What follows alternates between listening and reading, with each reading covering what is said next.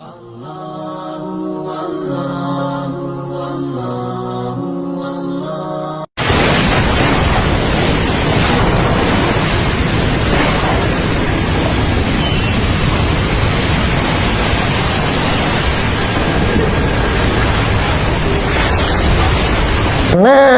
Wahabi ini lebih radikal daripada Taimi. Iya. Dan Taimi ini kan setelah meninggal memang pemikirannya kan mati. Dihidupkan lagi oleh pendiri Wahabi ini. Dan nama ini juga dipakai oleh mereka kok. Ulama-ulama Wahabi di dalam kitab-kitabnya menyebut bahwa Wahabi ini merupakan anugerah dari Allah.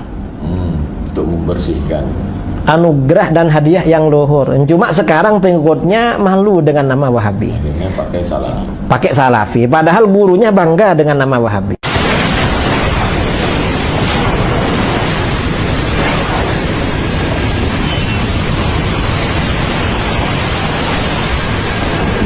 Kalau sama yang baik, yang lurus ada. Kalau yang lurus itu Wahabi itu gak ada yang lurus lah.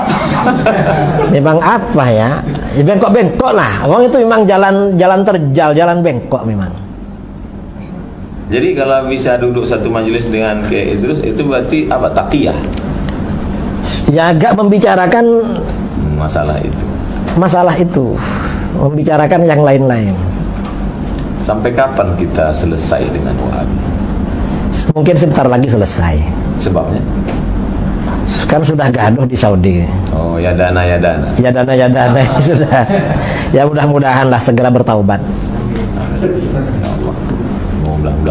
Saya katakan kita kalau ada hal-hal orang menginformasi tentang si fulan itu begini atau yayasan itu begini, sekolah ini, cek langsung ke sini. Yang anehnya memang gini, kenyataan di mana-mana. Yang menuduh itu tidak pernah muncul ke tempat ini sebetulnya itu. Tidak pernah dengar itu. Saya punya banyak yayasan Pak se-Indonesia. Dituduh macam-macam. Saya katakan, pernah nggak datang ke tempat itu Anda mendengar kajiannya? Kalau Anda curiga tentang saya, ambil di YouTube itu banyak kajian saya. Tulisan saya banyak. Saya pernah nulis tentang ISIS, sebab munculnya terorisme dan penangkalannya. Segi-segi pelanggaran terorisme terhadap syariat Islam. ISIS dalam pandangan akidah Ahlussunnah wal Jamaah. Kemudian pandangan politik Ahlussunnah terhadap penguasa. Kan kita dituduh ini anti penguasa. Saya kupas itu. Kemudian apa itu Wahabi? Dan kan sering juga dituduh ini. Itu Jabr Rahmah aliran Wahabi. Kemudian juga terakhir saya tulis. Itu jurnal resmi, bisa dicari di internet. Di jurnal Istidlal Imam Syafi'i. Terakhir adalah klarifikasi Syekh Muhammad Wahab terhadap tuduhan-tuduhan. Di masanya yang pada hari ini masih dikembangkan tuduhan-tuduhan itu. Sudah itu dijelas dan dijawab. Dan saya juga pernah kumpul dengan Bakas Selampol, Pak. Sama dengan tuduhan itu. Tuduhan-tuduhan yang gak jelas itu. Saya bawa itu makalah-makalah saya dan rekaman video saya tantang. Ini Pak, ini bukti bagaimana kami itu radikalisme atau tidak. Pak Kiai yang menuduh saya sebagai radikalisme, tolong tunjukkan satu tulisannya atau satu ceramahnya. Satu tulisan itu ceramahnya yang membahas tentang kesesatan terorisme radikalisme sampai ke akar-akarnya. Bukan sekadar ngomong sesat-sesat, tapi tidak menjelaskan apa, di mana sesatnya. Dan saya katakan, dan beberapa kali di berbagai media saya katakan, tidak ada dakwah yang benar-benar menghadapi terorisme, radikalisme dari dakwah yang kita bawa. Lihat, TV Roja itu pada umum apa isinya? Radio dan seterusnya. Boleh dilihat. Tidak ada sidik pun kita mempertimbangkan. Demonstrasi aja kita tidak bolehkan. Demonstrasi. Kita tidak bolehkan itu. Kok itu radikalisme? Nah, sabatuahnya, dan sering ambo sawikan, sebetulnya bukan khilaf pendapat, tapi khilaf pendapatan. Turun pendapatan, Pak. Kalau orang kanai tahunan kebenaran itu turun pendapatan. Yang masalah begitu. Menurut informasi tadi dari salah seorang pengurus yayasan, karena sekolah kita ini bermutu, lalu sekolah-sekolah lain anak-anak yang juara masuk ke sini. Akhirnya mereka kurang murid. Ini yang bikin cemburu sebetulnya. Ini memang kesalahan Yayasan Ar-Rahmah ini. Kenapa skalanya bermutu? Itu salahnya.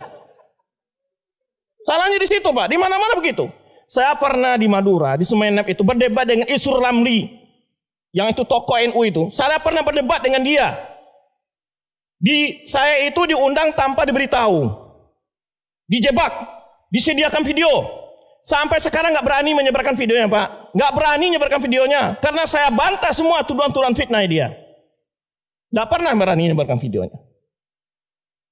Tuduhan-tuduhan ini nggak ada bukti sebetulnya. Suka mengkafirkan, memang mudah mengkafirkan orang. Tidak mudah itu. Sebagaimana Pak Mui tadi menjelaskan, nggak boleh menyesatkan orang itu nggak mudah. Kalau tidak sesat Anda yang lebih dahulu ditarik ke neraka itu, dipentak pertanggungjawaban di hadapan Allah Subhanahu Wa Taala. Jadi kita tidak jangan gampang mengkafir. Nggak ada kita mengkafir-kafirkan.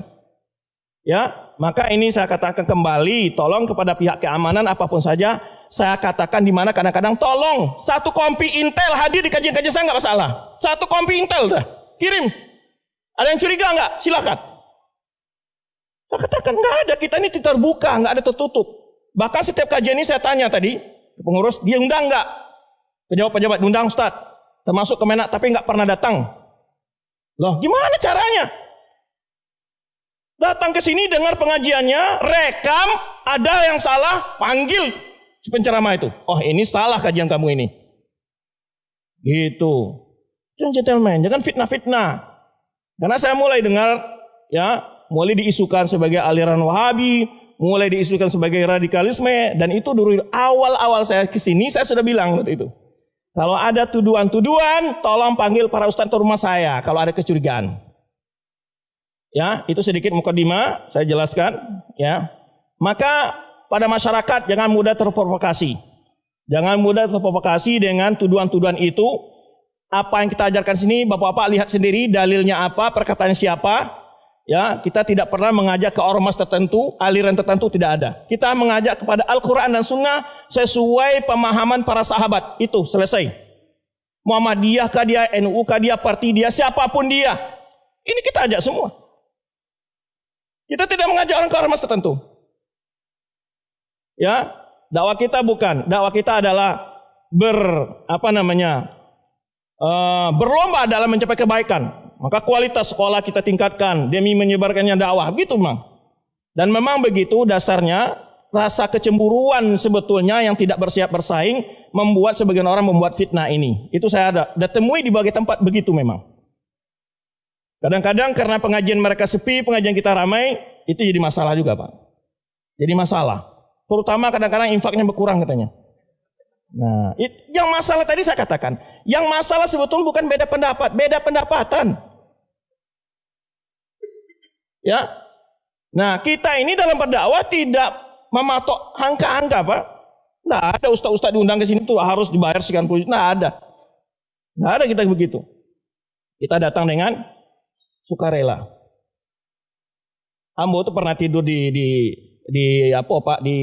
rumah saji, kadang-kadang di landasan masjid, nggak ada. Padahal kadang-kadang ke kota tuh kadang pernah saya bayar sendiri dengan membawa hotel. Penting dakwah berjalan. Tapi kadang-kadang ada yang undang dibisi lebih, nah itulah minus plus gitu aja. Karena tujuan kita bukan mencari dunia, adalah dakwah. Ya, alhamdulillah. Berapa hari ini saya diberi kesehatan, mulai nampak tilas dari Cilungkang, Solo, terus setelah ke Solo kemana kita? Padang langsung Bukit Tinggi langsung ke Padang Panjang tadi jam 11 selesai langsung ke Painan. Semua kesehatan diberikan Allah Subhanahu Wa Taala.